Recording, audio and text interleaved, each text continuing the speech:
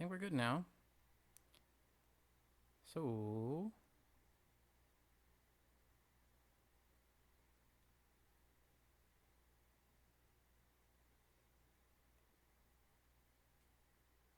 Are we starting over? Yeah. Okay. I think so. I'm just going to make sure that it is going the way it's supposed to go. Health is good. We are live. Okay. Ah, there we go. We are live. So hi everybody.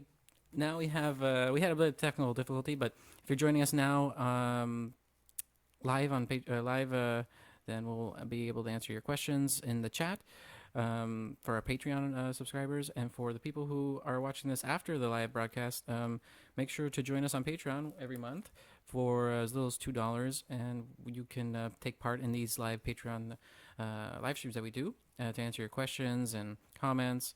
And yeah, you can join and you can stay as long as you like. You can get out of it if you want, and back and forth. You don't have to have an obligation to be like have 12 months in a row. You can just drop out whenever you like. So go and join us on Patreon. We do eight or nine paid Patreons, and then we do about 3 throughout the year for everyone.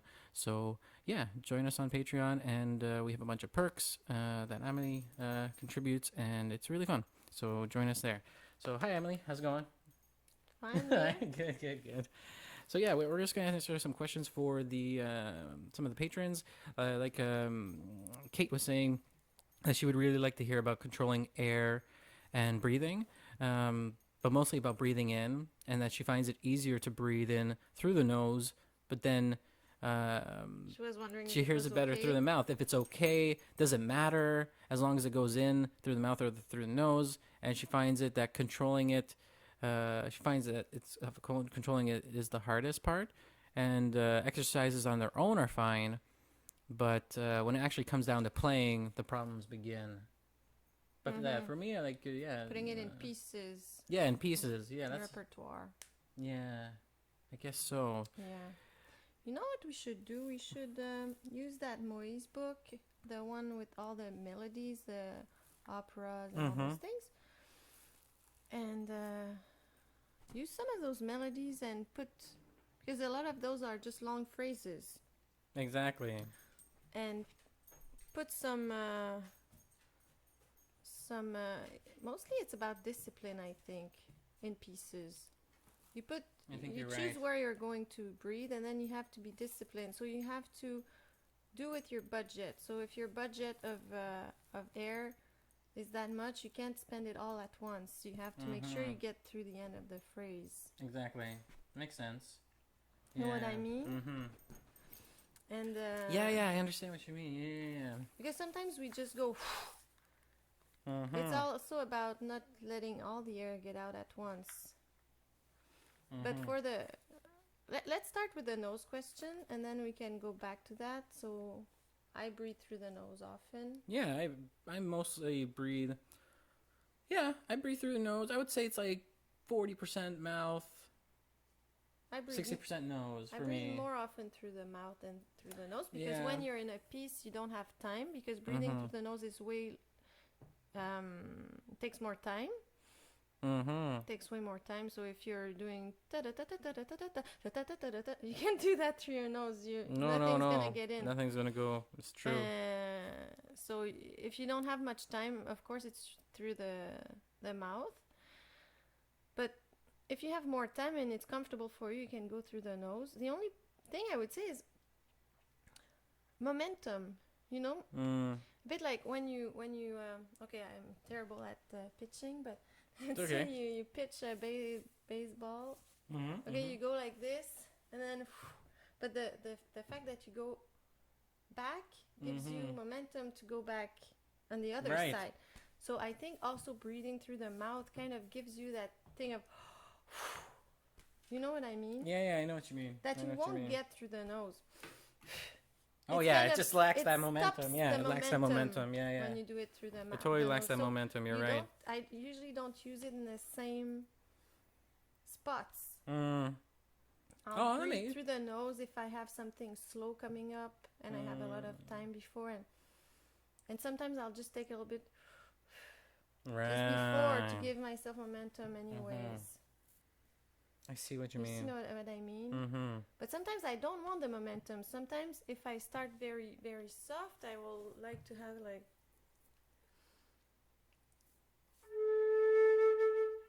like coming from nothing. I don't necessarily want that. No, exactly. You want to start from nothing. You want to put your tongue there and the air is already, and then you remove it and the air goes. Sometimes that's what you want. Or if you use the p, you don't use p with the momentum. No, you don't use, because you don't go. Oh yeah, and there's noise and there. But if I go, yeah. Oh, totally. I see what you mean. It's easier. Oh, it's way easier, and but there's it less could noise. be mouth or nose. But I mean, you don't need the momentum in that specific place. But if you do a da da da da, then you do need it. Yeah. Like you can go. Oh no. I don't know. It kind of gives you this. It's a life. natural tendency. Yeah, it's almost like it's a natural tendency even of the voice. You couldn't. Yeah. If you say you were just singing those parts, it'd be. So I think that's why people are like, you shouldn't breathe through your nose. It's not that you shouldn't breathe through your nose. It's just, it's not something you can do all the time. No, right. I know what you mean. You have to pick where you do it, I guess. And for breathing in pieces, I don't know if Kate. Yeah. I don't know if Kate has De la Sonorité. By Moïse, De la Sonorité, Marcel Moïse. In that book, I think it's the second part. You have a part where it's like 4 notes that you keep 4 beats. You have to do a crescendo, decrescendo. Then you breathe and you do another set of 4 notes. Then you breathe. Then you have then you have by 2 by 2. Well, that is good for learning how to manage your air.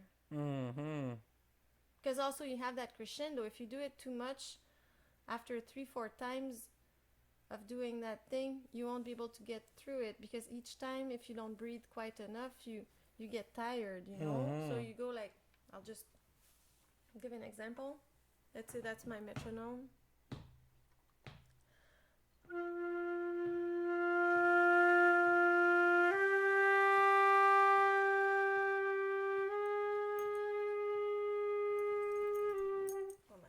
She loves those frequencies. Misty likes this frequency. Okay, so I'll check. It's okay. Yeah, no, but I understand. You go. I'll do it quickly, okay? Sure. Understand.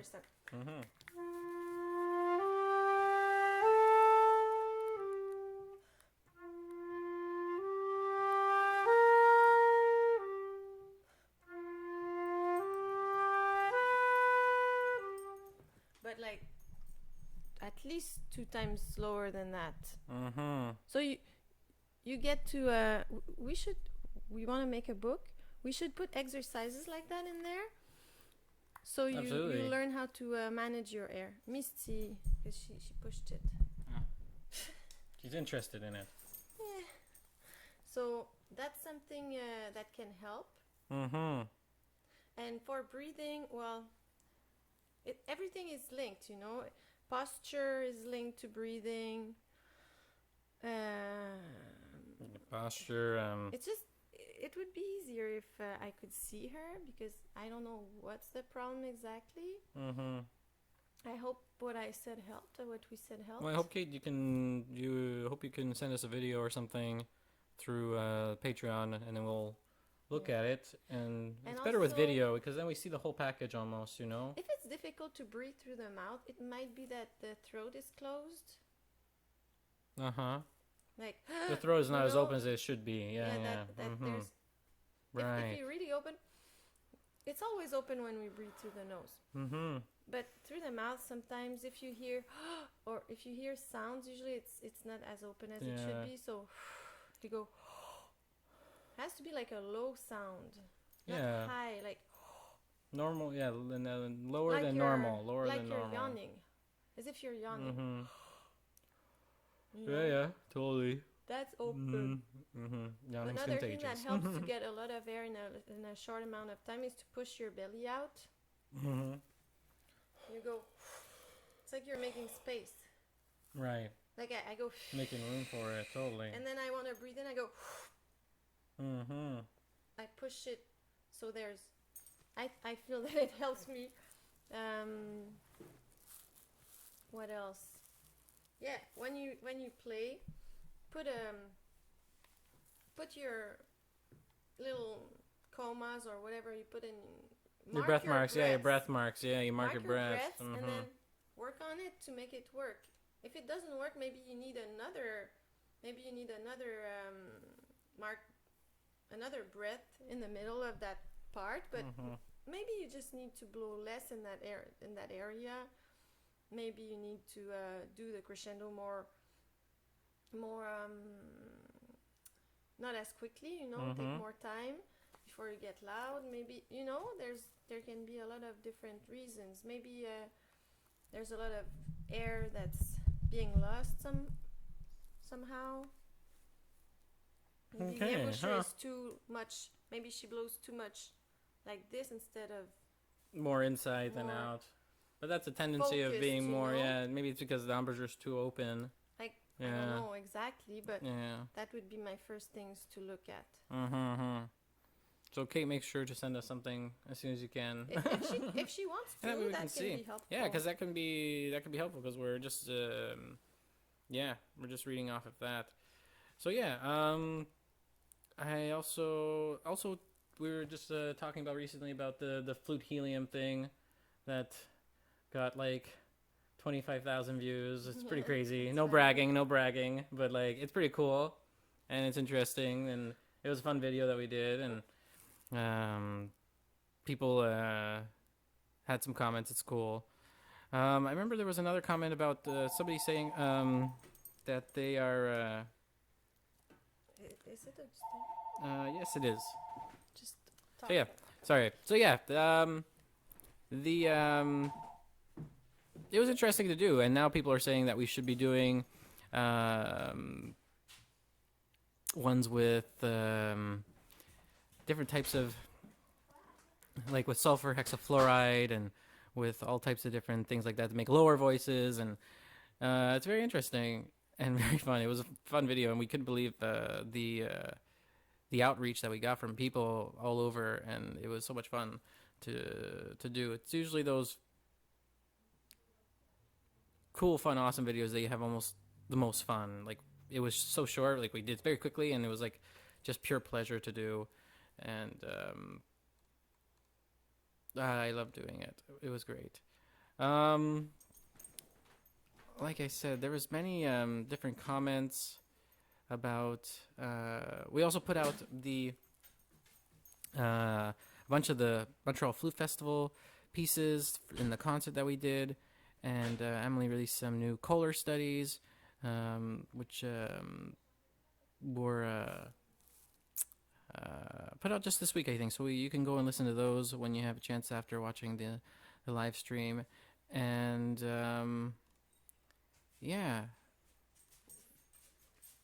we have just rolling through the comments here. If you have any comments, anyone, just make sure to put them down in the chat over there. And I know our two Patreons are in and out here.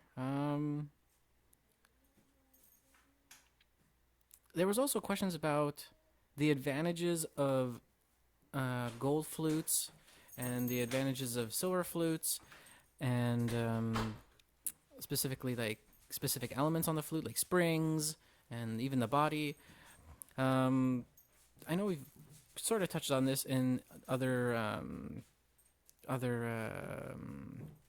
episodes about how gold and silver, you should get comfortable as close as you can to your station, and how they are. But like when you buy a silver flute, people don't know, but they have to, the flute won't sound you until far later in the flute's lifespan, because the metal is still malleable, still movable, and you're putting air inside of it is making it move to the direction, to the space and the of where it's supposed to be, and then it hardens, and then silver hardens, and it takes over like 8 or 9 years to harden, so it takes quite a while, and then gold takes even longer. So I would say there's big differences in those types of things, and plus gold is way softer, and you have to be more delicate with it. It's like fine jewelry when you have it with gold. It's usually harder to repair, but James Galway, several other people, at least in the metal category,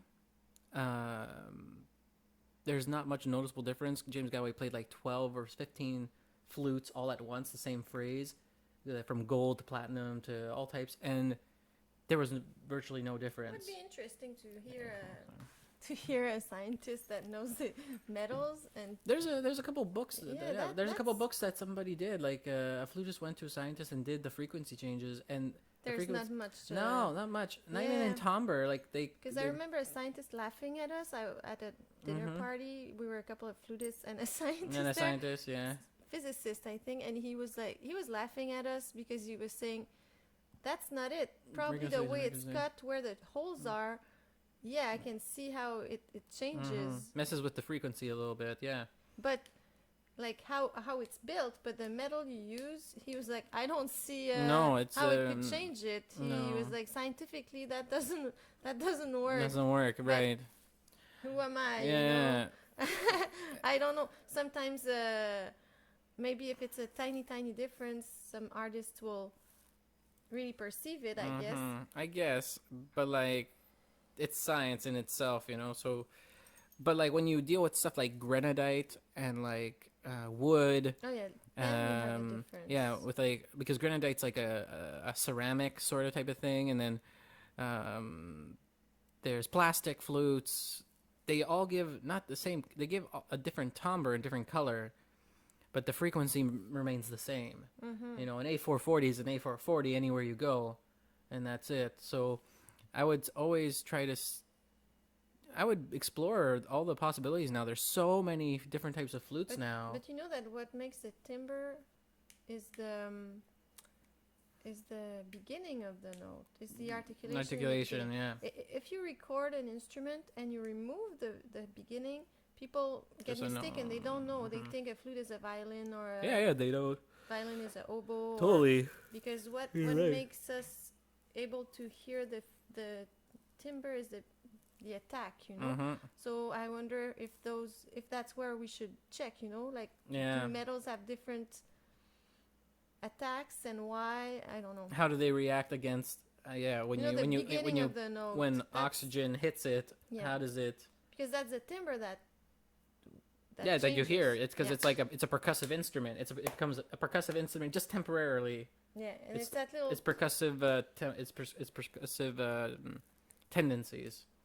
Yeah, I get what you mean. You know what I mean? Like it's doing that, and then it becomes a tone because there's that instantaneousness of like, you're attacking. Yeah. It's an attack. That's how we perceive the timbre. Yeah, because it's not just like a vacuum, or if you have a thing that just blows air. Like if you had a machine that just blew air and didn't have the lips and the tongue doing that action, but also it would be a general hit. A big part of it is us. Like when we did that thing with the helium. Yeah. Like, why did it go higher? Because our vocal cords there's less space, less or more space in your column. It opens or contracts. So there's now.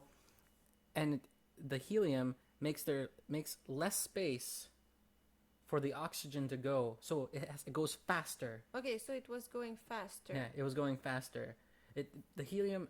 But it means a big part of the sound and of everything is us, anyways. Like my voice. Of course, is my voice. Of course, you of can course, recognize of course. my voice on the phone. I can recognize your voice. It's the same with the flute. And with the flute, you kind of get the same thing because you have the same resonators. I guess we use those because I can recognize.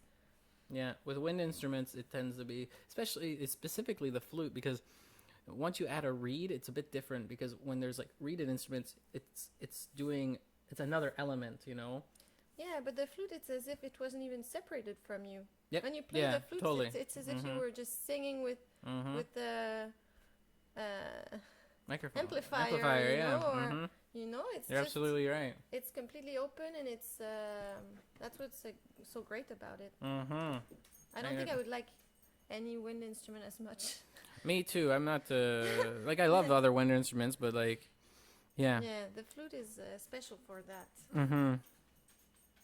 Mm-hmm. Linda was saying about practicing flutter tonguing makes her drink 8 bottles of water every day, That's healthy. and she still can't get it right.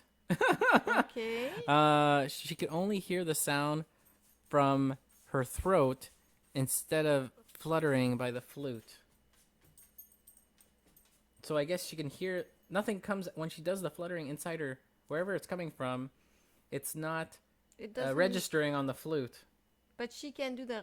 Yeah, she can do it, but it's not going. It's not transferring to the flute. Okay. She's hearing a solid tone, so it must be. She must be flutter tonguing. I don't know. I'll say it first, but I think her flutter tonguing is not positioned. Like she's doing flutter tonguing somewhere where it shouldn't be, which is really, really interesting. But I could be wrong. That's just my general thought. Maybe she's right away. doing it with the tongue instead. Tongue, like but then there'd still be sound. You know, there would still be sound going into the flute. Or she's not when she's flutter tonguing, her lips just go somewhere else. I don't know. It's strange. It's maybe she's missing something Again, in the it's question. easier if we see. Yeah, it's easier if we see. But okay, let's say let's say you can. What I understand from it is that she can do the. It seems like it. Yeah. With water. With water. Okay, now it would be time to practice without water. Maybe that's what it is. Maybe that's what she means. And just go. It's always. I think it's more difficult for Anglophones. Mm-hmm. Because you don't have that sound really. You all go R. In French, we go all the time. Yeah. In a lot of Way languages, different. there's so it's easier for us, I think. But okay, so I would practice and as I said before, I think it's easier I think personally, it's nothing scientific there. I think that it's easier to do in the high register. Than I never thought of it like that. Mm-hmm. I think it's easier with your head voice. There's more feeling of vibration. You get that sensation, I guess. Yeah. Yeah. Then you can work on it. Then when you like the singing helps you hear it, but then when you play, you won't sing in your flute, so you have to stop singing and start doing just. Then you don't hear it as much, because when you play in the flute, it's a tiny bit different. Oh, Misty. You go like.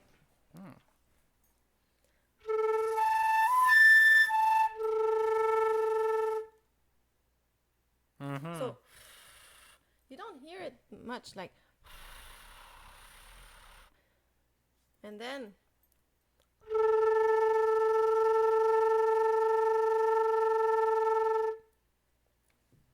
I don't know what else to say. I know for some people it's difficult. For you, it's. Yeah, it's something else. Something you can't physically do. No, something I physically can't do. Instead, I triple tongue. Instead, I triple tongue, or I do something different. Yeah. Or you just fast tongue and stuff like that. Yeah, but it doesn't sound the same. No, it doesn't. No. Yeah. I should ask a speech therapist. You know, exercises to be able to go. Yeah. That could be interesting. Maybe there's something to where you put your tongue in your mouth. Where do you put your tongue? At the top. Okay, I don't put top it in the back. I leave it in the middle. Look. You let it float. Yeah. I don't put it there. Oh, no, if you put it, That's what happens when I put it down. If you put it there, stop. Sorry, I'm just trying to see if you put it there. Yeah. At the roof, it doesn't work. No. Mm-hmm. If you put it down, it doesn't work. It has to be in the middle. It's floating in the middle. Look, it's tough to see. Yeah, I see it. It's floating in the middle. Maybe it's about where to put your tongue. Something it's as worth if it wasn't investigating. even there. It's as if you don't feel it. It's just floating there. That could be something to try to feel. Where do I put my tongue when I do that? So I personally put it in the middle. Maybe there's other ways to do it. Maybe. But for me, it's that. Okay. I'll ask a speech therapist. That's Speech interesting. therapist might be able to make it a bit give more, some tips on that. Yeah. I think one more final thing. Well, maybe not though. Somebody was mentioning just at the end of just after our last live stream about they don't know the difference between sound technique and etude exercises. They don't like, I guess the differences between each topic and their respective type of exercises. Okay. Oh, that's interesting. When we'll make a book, we should. Yeah, we should do that. Yeah. That's totally true. So I would say, sound. It's all when you do long tones like this.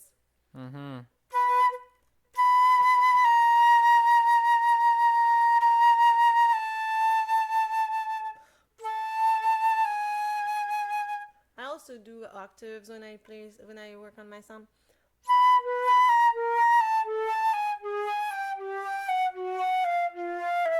So on and so on.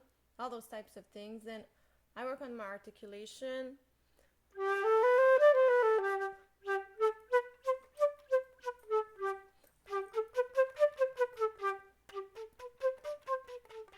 All types of. And so on and so on. But not necessarily that. I just. Then, you said sound.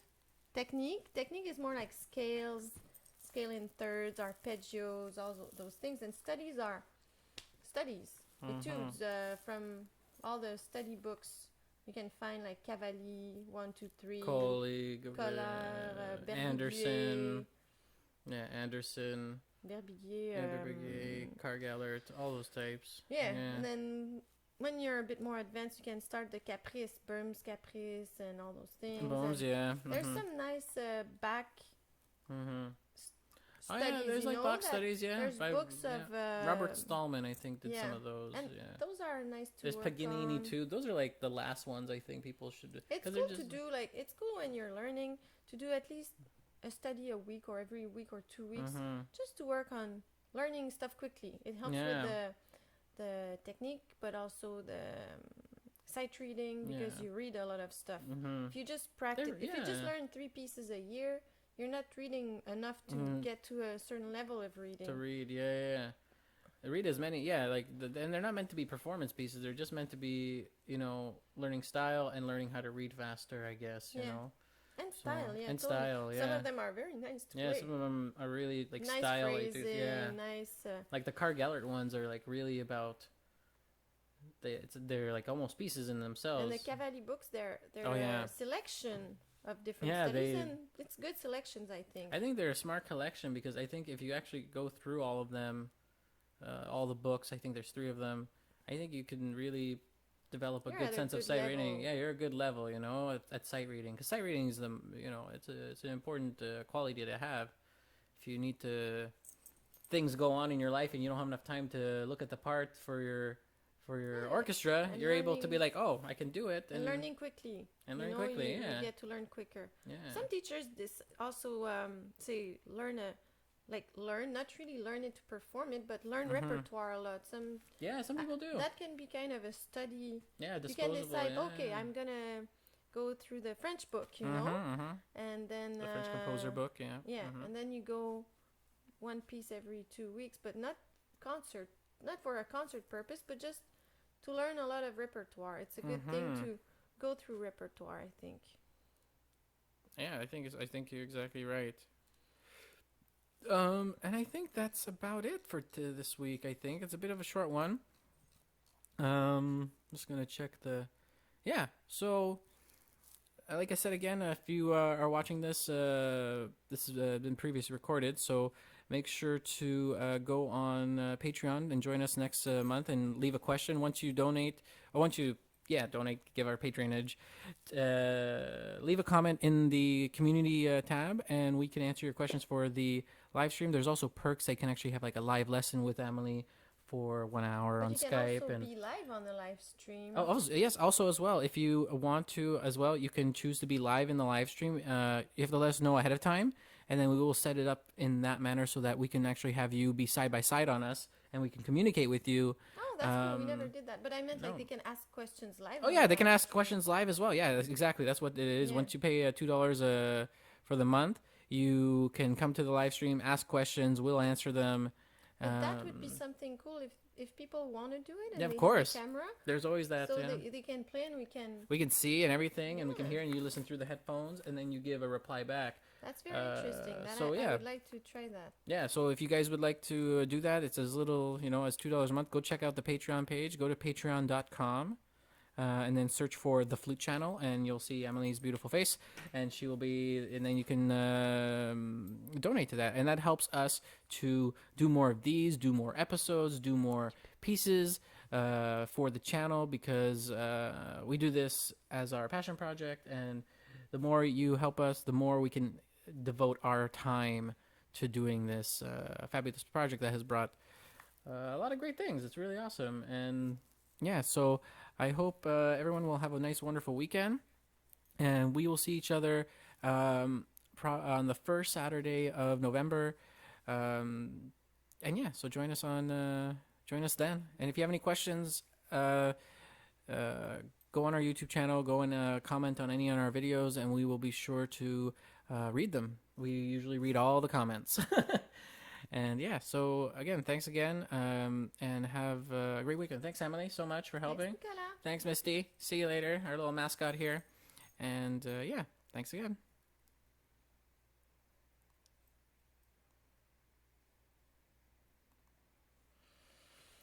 T'es belle, Misty, t'es belle.